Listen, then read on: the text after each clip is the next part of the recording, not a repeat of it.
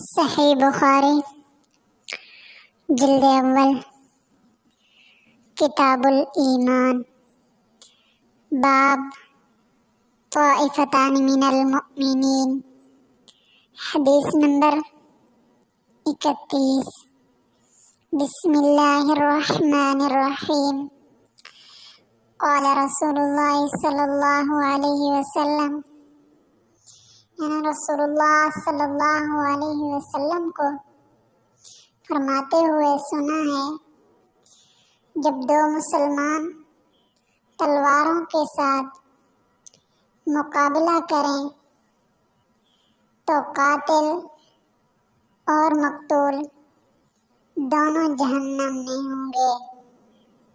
میں نے کہا، یا رسول اللہ صلی اللہ علیہ وسلم، قاتل تو واضح ہے، مقتول کیوں دوزخ میں جائے گا؟